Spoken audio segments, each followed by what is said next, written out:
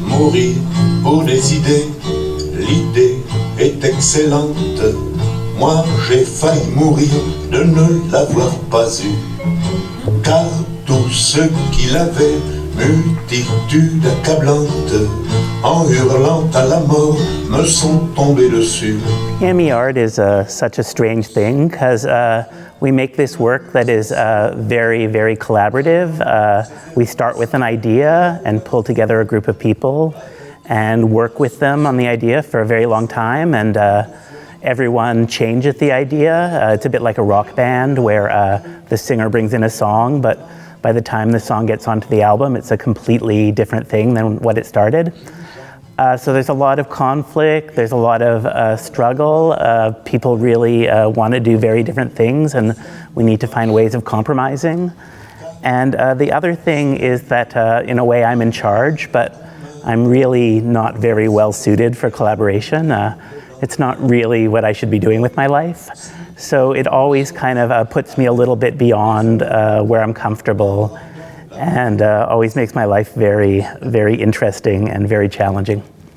As a teenager in Toronto, I would see many one-person shows and think the reason there is only one person on stage has little to do with art and much to do with economics. I really hate one-person shows. It's strange I'm doing one now. I think maybe one of the reasons someone would go see a live performance in the first place is that something might go wrong. If you go see a movie, it's all been shot, it's all already happened. But when you go see a live performance, I mean, it's happening right then, right there. And in PME, we really try and use that. We try and leave room for the unexpected to happen. If there's mistakes, we try and use them. And the other thing PME is about being yourself in a performance situation. So when I'm on stage in a PME-ART show, I'm trying to talk the same way I would talk when I'm like with my friends or when I'm at a job interview or in any other part of my life. And the thing is, it's never quite like that because there's a room full of people staring at me, I'm nervous, I'm uncomfortable, I don't like it. So this space where you're uncomfortable, where you're out of your comfort zone, I think that's a space where we learn a lot about ourselves.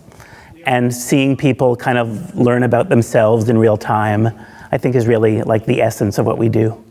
This is a picture of us stapling pages back into the book. Another picture of the same thing. This is the monster book. And this is another costume idea that Claudia had for me. She thought this might look a little bit more like something I would wear in real life. Another picture of the monster book.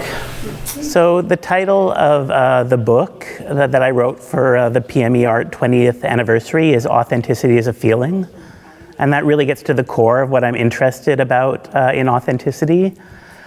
So if I go see a show with a friend and I find the show authentic and they don't find the show authentic, that doesn't mean it's authentic or not authentic. It simply means it's authentic for me and not authentic for them.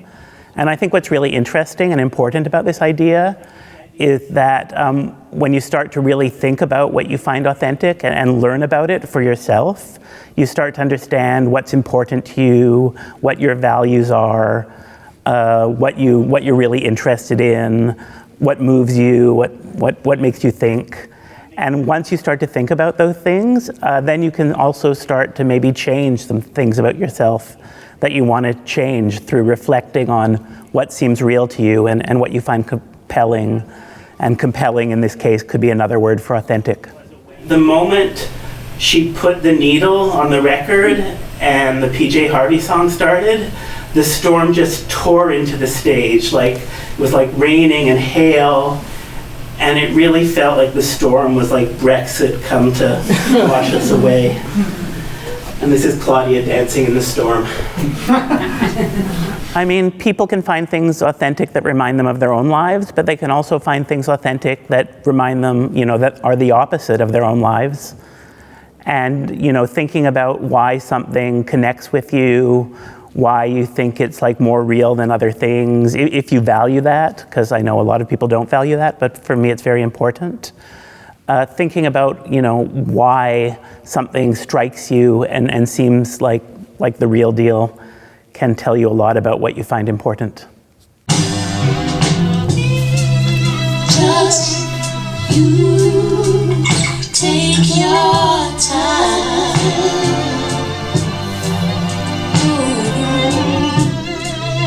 Just you take your time. I have a very good feeling about Portugal. It seems to me like well, I think you could say it's a place I find authentic. It's a place with a kind of very specific culture that I don't know that much about, but that really strikes me as having something very electric about it and very rich, very sad. The last time I was in Lisbon, I was trying to explain what I liked about it here and what I liked about the people. And the person I was talking to at the time explained it to me this way. In Lisbon, you can be sitting looking out over a beautiful landscape, a beautiful water, drinking a really cheap, really good beer, and think, wow, life is really shit. And I think that kind of dichotomy, for me, that's very powerful and very real.